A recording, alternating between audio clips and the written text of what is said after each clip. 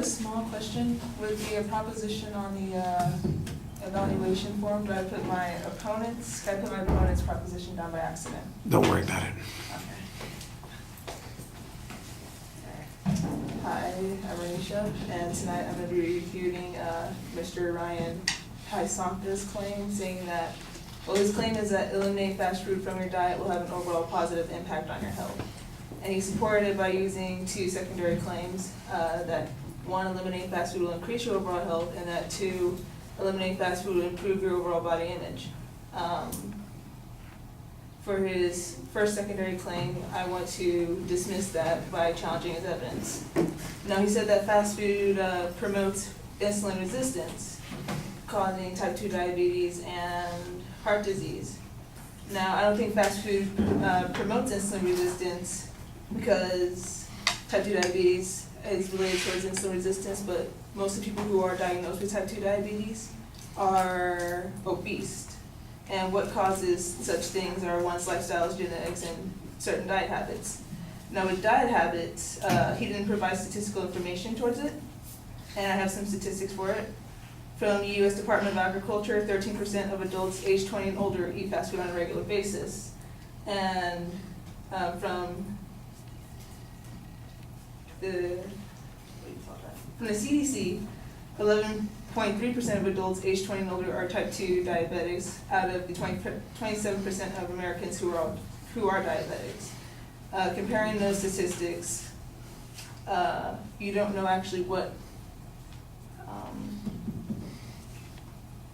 comparing those statistics against lifestyle and genetics, you don't know actually the amount or how fast food would actually fully put part into giving one insulin resistance from type 2 diabetes, if that makes sense.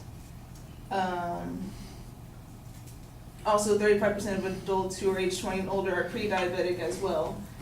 Comparing fast food saying that it promotes insulin resistance against other things such as lifestyle changes or genetics.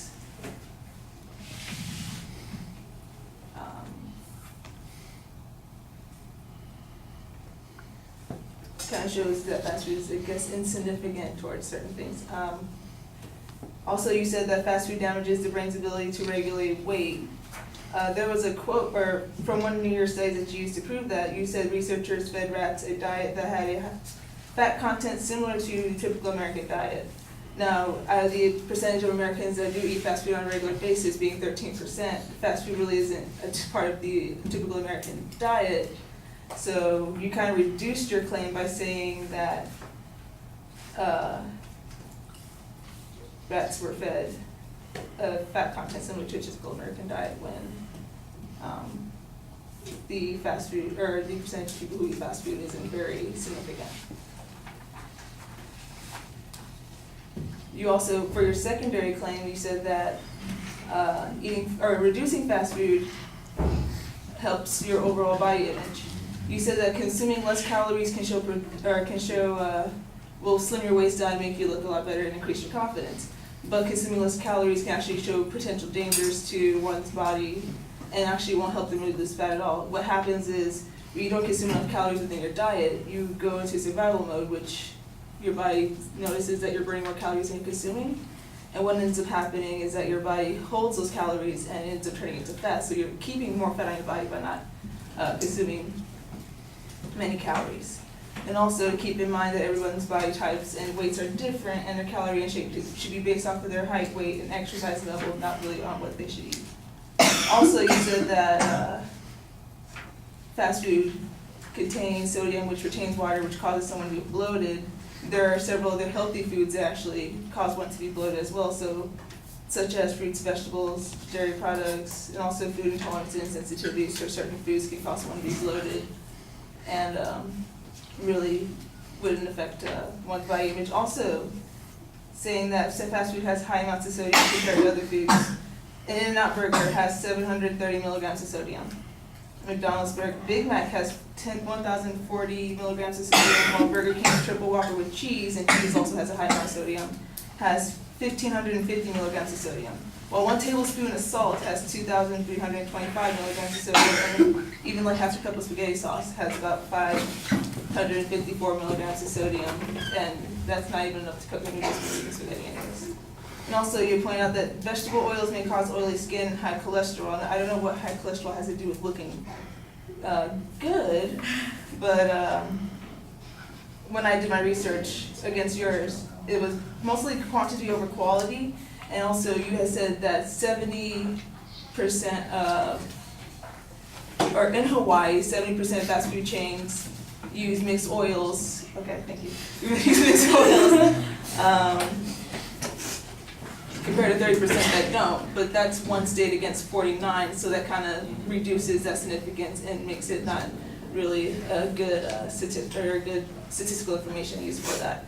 And also, with using certain oils in frying foods at fast food restaurants, compared to other oils that seem a lot healthier, it's a lot safer. From canolacouncil.org, with canola oil, it's favored among nutritionists. It has the ability to lower heart disease, but when cooking, it burns a lot faster and if it's at too high of a temperature to smoke, actually, from burning these oils, have been known to cause lung cancer. So it's not used when cooking fast foods.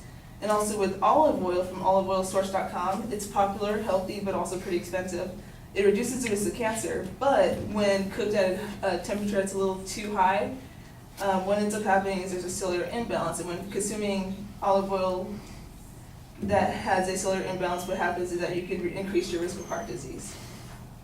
With all that being said, I kind of want to say that eliminating fast food from your diet will not have an overall positive impact on your health. It'll have a small impact, but compared to other things that are going against your health, it's not as significant. Yeah. Thank you.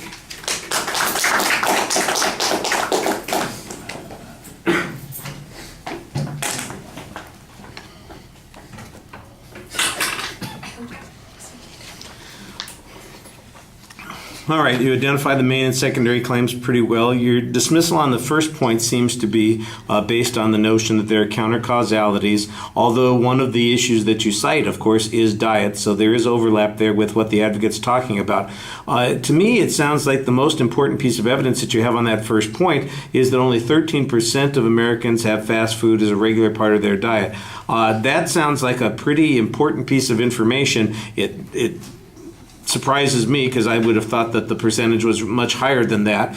So that would be, and you come back to that in several spots to support that point. So remember to emphasize where that data comes from, because if it comes from a pretty reliable source, that's going to be something that's convincing. The other thing you want to do is you want to compare the advocate's evidence on how much the population consumes fast food. If they didn't provide any evidence and you've given us some measure that suggests that it's relatively small, I think that's a good point. I got a little bit confused, though, when you started talking about the type 2 diabetes and how that correlates with the 13% who consume fast food.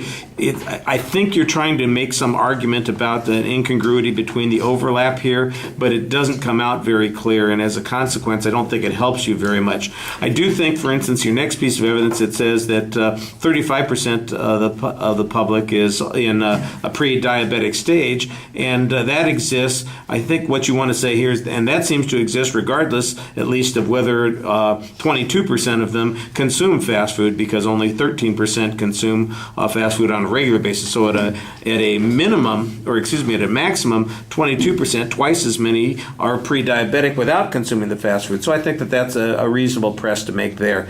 The rat study I thought was a little confusing. I guess it comes back to that 13% argument. On the body image thing, I did think that you had a couple of reasonable presses. I like, for example, the cholesterol argument that you make later on, which in essence says that that's not really related to body image. Some of the other arguments, again, talk about other kinds of causality. There's an assertion about this survival mode. I think you need some evidence on that. A couple of the presses don't really get you much. The whole argument about the Hawaiian research, for instance, I think doesn't really gain you much traction on the argument. I thought the clearest thing in the argument was right at the very end, where you're summarizing what your position is. You're not denying that not eating fast food could have an effect, but you're denying that it is the most significant effect, and in fact there are substantially greater effects here that we ought to be talking about. That makes more sense.